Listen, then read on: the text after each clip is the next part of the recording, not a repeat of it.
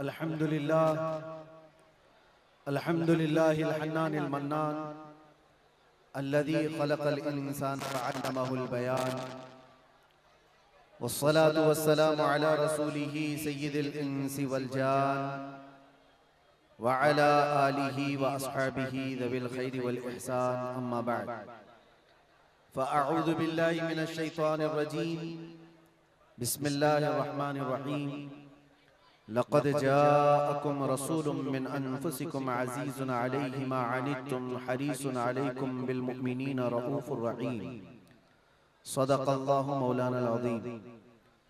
बारगाह रिसालत में आप सल्लल्लाहु तआला अलैहि वसल्लम में एक बार दुरूद पाक का हदिया पेश करें। अल्लाहुम्मा सल्लि अला सय्यिदिना व मौलाना मुहम्मदिन मअदनिल जूदि वल करम व आलिही व अस्हाबिहिल किराम व इब्निहिल करीम व बारिक व सल्लिम सलातन दाइमतन सरमदन अबदा। आई नई हुकूमत सिक्का नया चलेगा, आई नई हुकूमत सिक्का नया चलेगा, आलम में रंग बदला सुबह शबे विलादत, हश्र तक डालेंगे हम पैदाइशे मौला की धूम, मिस्ले फारस नजद के किले गिराते जाएंगे, खाक हो जाएं अदू जलकर मगर हम तो रजा, दम में जब तक दम है जिक्र उनका सुनाते जाएंगे। अजीज़ा ने गिरामी वक़ार, आप तमामी अहबाब को सबसे पहले मैं इस अजीम साअत की मुबारकबादी पेश करता हूँ जो अल्लाह तबारक व तआला ने हमारी जिंदगियों में अता फरमाया है। ये कितना अजीम इत्तेफाक है और बल्कि कितनी अजीम सआदत है कि हम अपनी जिंदगियों में 1500 साला जश्न ईद मिलादुन नबी मनाने जा रहे हैं। अल्हम्दुलिल्लाह, ये रसूल करीम सल्लल्लाहु तआला अलैहि वसल्लम की विलादत बासआदत का 1500 सालाना जश्न ईद मिलाद हम सुन्नियों की किस्मत में मनाने आ गया है। एक बात आपको बताता चलूं कि हुजूर पाक सल्लल्लाहु तआला अलैहि वसल्लम की विलादत की खुशी मनाना ये अल्लाह तबारक व तआला ने किस्मत वालों को अता फरमाया है। जिसकी किस्मत अच्छी है वो हुजूर पाक के जिक्र से खुश भी होता है, फलता भी है और फूलता भी है, और जिसकी किस्मत फूटी है वो जलता भी है, जलाता भी रहता है। हमें आज उससे गरज नहीं, आप शरीयत के हुदूद में रह करके हुजूर पाक सल्लल्लाहु अलैहि वसल्लम की आमद की जितनी खुशियां मनाएं वो कम है। जितना हुक्म हमें दिया गया है उन सारी खुशियों के साथ आप लोग मियां साल भर में एक बार थोड़ी ना मीलाद मनाने की खुशी है, और एक साल ही नहीं, हमारा मसलक तो ये है कि इस साल ही ईद मिलाद नहीं मनाएंगे बल्कि हश्र तक डालेंगे हम पैदाइशे मौला की धूम, और बल्कि ये अपना अकीदा बना करके चलो दम में जब तक दम है जिक्र उनका सुनाते जाएंगे। और हो सकता है प्रोग्राम के लिए, स्टेज के लिए और फिर माहौल बनाने के लिए परमिशन लेना पड़ता हो, लेकिन हुजूर पाक का जिक्र करने के लिए किसी सुन्नी को किसी के परमिशन की जरूरत नहीं। आशिक रसूल उसका अकीदा तो ये है, मैं वो सुन्नी हूं जमीले कादरी, मरने के बाद मेरा लाशा भी कहेगा अस्सलातु वस्सलाम। हमारा तो ये तौर तरीका है। आज सुन्नियों की किस्मत में ये मीलाद की जो घड़ी आई है, सबसे पहले तो मैं गुजारिश करूंगा कि अल्लाह के नबी सल्लल्लाहु तआला अलैहि वसल्लम की बारगाह में वो खिराज अकीदत पेश करो कि ये तारीख बन जाए, बल्कि इस्लाम की तारीख का एक अजीम हिस्सा अभी इस साल आपको मिलने वाला है। पूरी इस्लामी तारीख में ये तारीख बनने जा रही है कि 1500 सालाना जश्न ईद मिलादुन नबी अल्लाह ने हम गुनहगारों को अता फरमाया है, और ये किस्मत नहीं है तो और क्या है मेरे अज़ीज़ों। लेकिन साथ में ये भी मैं आपको बता दूं कि हुजूर पाक सल्लल्लाहु तआला अलैहि वसल्लम की मीलाद की खुशी क्या ये कुरान और हदीस से साबित है भी कि नहीं है, क्योंकि अभी ये 10 दिन बचे हैं, 12वीं शरीफ को एक बात कान खोल करके सुन ले। मैं कुरान और हदीस की दलाइल की तरफ आता हूं बाद में, लेकिन एक बात वजाहत के साथ कहता हूं। हुजूर पाक सल्लल्लाहु ताला अलैहि वसल्लम की विलादत बासआदत 12 रबीउल अव्वल शरीफ को हुई। असह रिवायात और अरजह रिवायात के मुताबिक हर साल हुजूर की विलादत की खुशी हम 12 रबीउल अव्वल को ही मनाएंगे, अगरचे किसी और की तरफ से, डिपार्टमेंट की तरफ से या पुलिस वालों की तरफ से जुलूस किसी और भी दिन निकलता हो, 12 रबीउल अव्वल को 12वीं ही होगी। हुजूर पाक सल्लल्लाहु ताला अलैहि वसल्लम की विलादत 12 रबीउल अव्वल शरीफ को हुई और ये कयामत तक डेट बदली नहीं जाएगी इंशाअल्लाह। और जो कुरान और हदीस की बात मैं अर्ज कर रहा हूं, सबसे बड़ी बात तो ये है, आप रसूल पाक सल्लल्लाहु अलैहि वसल्लम को खुदा समझते हैं या खुदा का रसूल समझते हैं? खुदा का रसूल समझते हैं तो फिर मिलाद मनाओ, इसलिए कि खुदा की मिलाद नहीं हो सकती। खुदा की मिलाद नहीं हो सकती क्योंकि अल्लाह के बारे में अकीदा क्या है हमारा? लम यलिद वलम यूलद, वो ना किसी से पैदा हुआ ना उससे कोई पैदा होगा। अल्लाह किसी से पैदा नहीं हुआ और अल्लाह के पैदा होने की कोई तारीख नहीं बनाई जा सकती, उसकी मिलाद नहीं हो सकती। और रसूल पैदा हुए हैं 12 रबीउल अव्वल शरीफ को। आपकी माँ भी है और आपके बाप भी हैं और आपसे भी लोग, आपसे भी बच्चे पैदा हुए हुजूर पाक सल्लल्लाहु अलैहि वसल्लम से। तो हम पूरी दुनिया में हुजूर की मिलाद मना करके शिर्क को तोड़ने वाला अमल करते हैं, शिर्क को तोड़ने वाला अमल करते हैं। कोई हमारी तरफ जो शिर्क का फतवा देता है उसे कान खोलकर सुन लेना चाहिए। मिलाद मनाकर हम बताते हैं हम मोहम्मद अरबी सल्लल्लाहु अलैहि वसल्लम को खुदा नहीं समझते बल्कि खुदा का रसूल समझते हैं। अगर खुदा समझते या खुदा के बराबर समझते तो हुजूर की मिलाद कभी नहीं मनाते, क्योंकि अल्लाह की मिलाद नहीं मनाई जाती तो हम रसूल की भी मिलाद नहीं मनाते। दोनों को अगर बराबर समझते नहीं, हम सुन्नियों का अकीदा यह है, मैं मानता हूं अक्ल वालो मेरा मोहम्मद खुदा नहीं है, मगर दिलों में ये नक्श कर लो कि वो खुदा से जुदा नहीं है। यह हमारा है।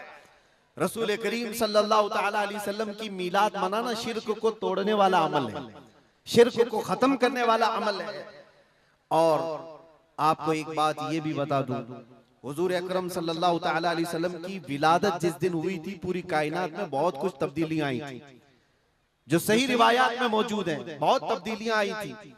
अरब उस वक्त जो रेगजार था, सहरा था, सब्जा देने लग गया, बारिशें बराबर होने लग गई। अरब में आज भी बारिश नहीं होती है, साल में 2-4 बार बारिश के खतरात गिर गए, अलग बात है। मौसम बाज़ाब्ता जैसे बारिश का यहाँ होता है नहीं होता।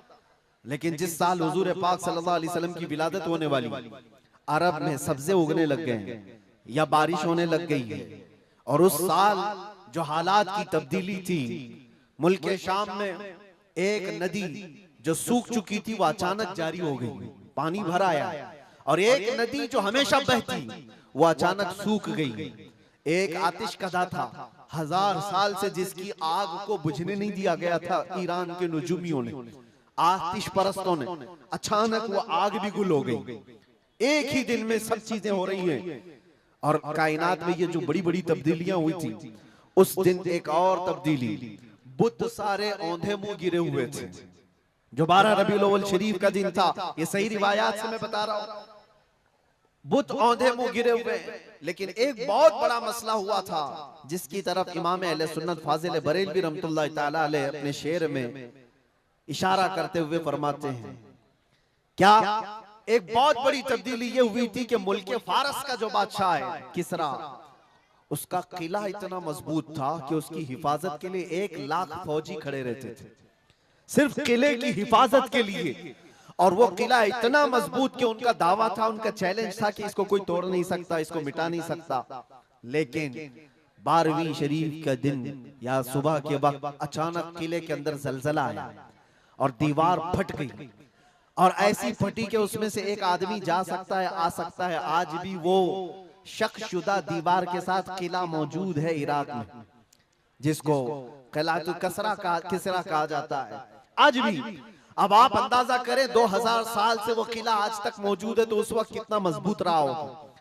उस वक्त किले के अंदर जलजला आया, और तख्त उलट गया, दीवार में दरार पड़ गई, वो दरार आज भी मौजूद है। बादशाह हैरान और परेशान।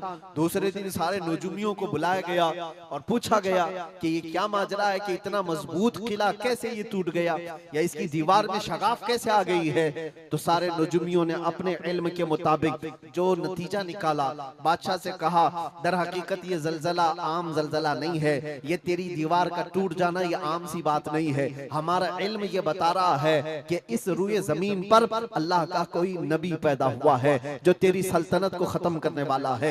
एक बच्चा अरब में ऐसा आया है, आई नई हुकूमत, सिक्का नया चलेगा, आलम में रंग बदला, सुबह शबे विलादत। उस दिन जो हुआ था उसको इमाम अहले सुन्नत क्यों फरमाते हैं, वो एक दिन की बात है ना। हुजूर की विलादत हुई, फारस के किले में क्या हुआ, जलजला आया। हुजूर की विलादत इधर मक्का में हुई और मुल्क फारस में जलजला आया और किले के अंदर दरार आई। अब सुनो, आला हजरत कहते हैं हश्र तक डालेंगे हम पैदाइश मौला की धूम, यानी कयामत तक हम रसूलुल्लाह की मिलाद का जिक्र धूमधाम से मनाएंगे। इसका असर क्या होगा, फारस में तो देखा था किले में जलजला आ गया था, हुजूर के पैदाइश के जिक्र से ही किला हिल गया था। अब हम जब जब जिक्र करेंगे मिसले फारस नजद के किले गिराते जाएंगे, मिसले फारस नजद के किले गिराते जाएंगे। आज जिन लोगों के किले गिरते हैं या हिलते हैं वो जिक्र मुस्तफा से ही गिरते हैं, लेकिन उसका हमें कुछ असर नहीं होना चाहिए। खाक हो जाएं अदू जलकर मगर हम तो रजा, दम में जब तक दम है जिक्र उनका सुनाते जाएंगे। अजीजा ने गिरामे वक़ार, मैं बहुत छोटे से वक्त के लिए आपके पास आया हूं, लेकिन एक अजीम मैसेज देकर के कि मिलाद मुस्तफा सल्लल्लाहु अलैहि वसल्लम के मौके पर सारे सुन्नियों को ये चाहिए कि सिर्फ झंडे लगाने और कुमकुमे लगाने और बड़े बड़े नारे लगाने से ही ईद मिलादुन नबी का आप एहतमाम नहीं कर रहे हो, बल्कि हर सुन्नी आशिक रसूल को चाहिए कि वो इस मौसम में नहीं बल्कि पूरी जिंदगी उसकी है, लेकिन इस मौसम में खास तौर पर अपने नबी पाक सल्लल्लाहु अलैहि वसल्लम की सीरत तो पढ़ ले, मेरे आका सल्लल्लाहु अलैहि वसल्लम की बायोग्राफी मालूम हो जाए, हुजूर पाक की जिंदगी को समझ जाएगा। तो मेरे अजीजों, ये हवाओं के झोंकों से उसका कभी कुछ बाल बेका नहीं हो सकता। जो नबी पाक सल्लल्लाहु अलैहि वसल्लम को पढ़ा हुआ है वो तूफानों और आंधियों में अपना मजहब नहीं बदल सकता, वो लोगों की लालच पर अपना दीन का सौदा नहीं कर सकता। ये वही लोग हैं जो दीन के सौदा करते हैं जिन्होंने अपने नबी को नहीं पढ़ा। हुजूर पाक सल्लल्लाहु अलैहि वसल्लम को जिन आंखों ने एक बार देखा है वो सहाबा की जिंदगी तो देख लें, उनको खोलते हुए तेल में भी डाल दिया गया, मगर दामन मुस्तफा से हाथ हटाना तो दूर की बात है, जुबान पर लफ्ज लाना भी उन्होंने कभी गवारा नहीं किया। जानते हो, 3 भाई थे, ये कलयुगी में एक हिकायत लिखी हुई है, 3 सगे भाई थे, एक ईसाई बादशाह ने गिरफ्तार कर लिया, तीनों जवान थे, 20 से 30 साल के बीच में, और बादशाह ने कैद करके उनको सबसे पहले क्या कहा, तुम अपना दीन बदल लो, धर्म परिवर्तन कर लो, मोहम्मद अरबी सल्लल्लाहु अलैहि वसल्लम के जो कसीदे गाते हो छोड़ दो। लेकिन देखो, याद रखो, उसमें से जब बादशाह ने ये बात रखी तो उन्होंने कहा नहीं, हमारा दीन इतना सस्ता नहीं है कि हम तुम्हारी कैद में आते ही बदल डाले। उसने कहा अगर तुम बदल लोगे तो मैं तुम्हें अपने वजारत में सिपाहियों में बड़े मनसब पर रखूंगा। नहीं माना, ठुकराया।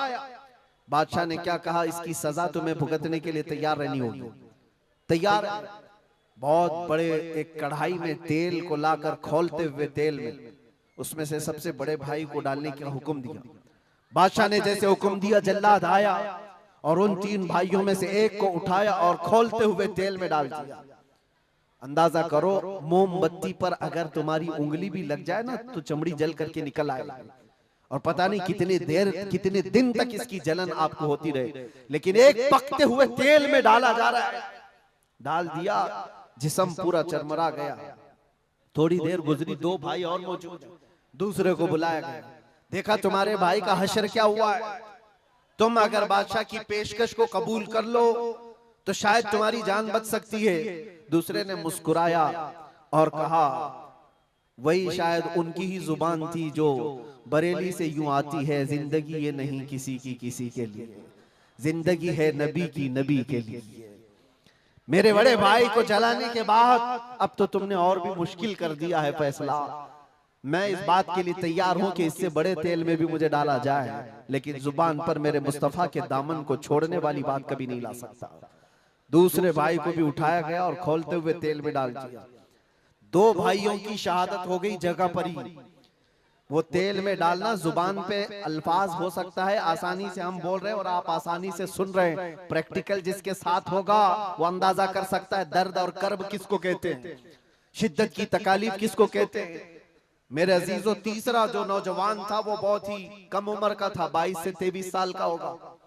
बादशाह का जो वजीर वहां पर था, उसने देख करके बादशाह से कहा, इस लड़के को मेरे हवाले कर दीजिए, मैं इसको बदल करके लाऊंगा, मेरा चैलेंज है। क्यों जान इसकी भी ले लेंगे, मैं इसको बदल करके लाऊंगा। इतने मजबूत लोग कैसे हो सकते हैं अरब के कि खोलते हुए तेल में इनके भाइयों को डाला गया, तब भी ये बदल नहीं रहे। दो को मरते हुए, अरे यहाँ एक को डंडा पड़ते हुए देखकर सारे भाग जाएं, और ये दो को जलते हुए देख करके भी टस से मस नहीं होते। कैसा अकीदा है, कैसा तसल्लुब है इनका। बादशाह ने कहा, किस बात पर तुम्हें यकीन है कि इसको तुम बदल लाओगे। उसने कहा, मुझे भरोसा है, आप मुझे दीजिए 1 महीने का टाइम, इसको बदल कर न लाऊं तो फिर मुझे आप जो सजा दे। बादशाह ने कहा, ठीक है, ले जाओ। तीसरे को खोलते हुए तेल में डालने की बजाय बादशाह ने अपने वजीर के हवाले कर दिया। और दुनिया देखो, वो मेरे अजीजों याद रखो, आशिकाने मुस्तफा से 2 इम्तिहान हर जमाने में होते रहेंगे, आज भी हो रहे हैं और होते रहेंगे। पहला इम्तिहान, मौत से डरा करके तुम्हारा दीन छीन लिया जाएगा। मौत से डरा करके ये हो जाएगा, वो हो जाएगा, तुम्हें ये कर दिया जाएगा, वो कर दिया जाएगा। मौत का डर, खौफ तुम्हारे कदमों में डगमगाहट लाने के लिए लाया जाता है। अगर मौत से नहीं डरता कोई आदमी, तो उसके साथ दूसरा पेंतरा क्या खेला जाता है। ये दुनिया का दस्तूर है, हमेशा से जब देखती है दुनिया के ये मौत से डरता नहीं है, तो फिर इसको औरत और दौलत की लालच से खरीदने की कोशिश की जाती है। ये 2 चीजें ऐसी हैं जो अच्छे अच्छों का सौदा कर जाती हैं। बहुतों ने अपना ईमान सिर्फ शबाब पर बेच दिया है, हुस्न शबाब को देख करके। औरतों के दिल दादा हुए या दौलत के दिल फरेब हो गए, और उन्होंने अपना दीन का सौदा कर लिया है। नौजवानों, याद रखो, तुम्हारी जिंदगी में अगर ये 2 इम्तिहानों में से कोई इम्तिहान आए, तो अपने नबी पाक को याद कर लेना, हुजूर को याद कर लेना, और अल्लाह के नबी सल्लल्लाहु अलैहि वसल्लम की बारगाह में ये इस्तिगासा कर लेना कि मेरे आका, बड़ा सख्त और कठिन वक्त आया है। दुनिया मौत से डरा करके कभी मेरा ईमान छीनने की कोशिश कर रही है, अगर उससे मैं नहीं डगमगाया तो दुनिया मुझे हुस्न शबाब की लालच दे करके अपनी तरफ लेना चाहती है। अब उस वजीर ने क्या किया, उस छोटे से नौजवान लड़के को अपने घर ले गया, और उसकी बेटी थी जो निहायत हसीन और जमील, बहुत खूबसूरत लड़की उस वजीर की थी। अपनी बेटी को बुलाया और कहा, बेटी तेरे लिए एक काम देता हूँ, 1 महीना हमको मिला है, इस नौजवान को अपनी मोहब्बत में, अपने हुस्न जमाल में लेकर के आजा, बादशाह सलामत से जो इनाम चाहे तुझे ला करके दे दूंगा। अपनी लड़कियां आशिकाने मुस्तफा को खरीदने के लिए कल भी भेजे जाते थे, आज भी भेजी जा रही है। हो सकता है बहुत सारी जगहों पर जो हमारे लोग मुर्तद होते जा रहे हैं, वो जो बच्चियां आज अपने दीन और ईमान का सौदा करके भागती हैं किसी गैर के साथ, और कहीं जा करके शादियां रचाती, वो ये समझती हैं कि ये कॉमन सी बात है। वो दीन बेचने वाले लोग हैं, उनका हिस्सा दीन इस्लाम में कुछ नहीं। कल कयामत के दिन देखना, तुमने अपने नफ्स की खातिर एक गैर मुस्लिम के साथ भाग करके निकाह किया, चाहे वो बेटी हो कि बेटा हो, अपने दीन से सौदा किया है और गद्दारी की है। कल कयामत के दिन मुंह तो अल्लाह को दिखाना है, हुजूर की शफाअत के बगैर तो कुछ होना नहीं है। देखना हश्र में जो हुजूर पाक सल्लल्लाहु ताला अलैहि वसल्लम के साथ तुम खड़े रहोगे कि हम खड़े रहेंगे, वो वक्त आने वाला है। उस नौजवान के साथ क्या हुआ, वजीर ने अपनी बेटी तो लगा दी, अल्लाह की पनाह मेरे अजीजों, हुजूर पाक का इश्क का एक कतरा भी जिसके दिल में आता है, ऐसी चीजें उसके पांव को नहीं डगमगाती, ना कभी उसका ईमान खरीद सकती हैं, ना उसके दीन का सौदा कर सकती हैं। वो लड़की रोजाना आती, रात के वक्त बैठ जाती, और ये नौजवान जैसी महसूस करता, मेरे कमरे में अकेले तन्हा रहने के बावजूद वजीर की खूबसूरत हसीन और जमील बेटी, जिसके निकाह के पैगाम बादशाहों के औलाद से आया करते थे, शहजादे निकाह का पैगाम भेजा करते, वो लड़की मेरे पास आकर बैठ जा रही है। नौजवान क्या करता था, मुसल्ला बिछाया और सजदे में गिर गया। जब तक वो उठती नहीं थी ये सर उठाता नहीं था। ये रात भर के सजदे इसके इसी तरह रहते। वो ऊँगती रहती, देखती रहती, इंतजार करती रहती और थक करके वापस चली जाती। महीना गुजरने को आया था मेरे अजीजों, उस नौजवान ने आंख भरकर एक बार देखा भी नहीं। और वो थक हार करके महीना खत्म होने के बाद उस नौजवान को मुखातब करके कहती है, ऐ नौजवान एक बार मेरे हुस्न को देख तो ले। मुझे देखने के लिए बादशाहों के बेटों की भी कतार लगती है, कई बड़े बड़े लोग पैसों के अंबार लगा सकते हैं मेरे हुस्न को देखने के लिए। एक तू है कि मैं आता हूं तो मुसल्ले पे गिर जाता है। उठ एक बार देख तो ले। मुझे अल्लाह ने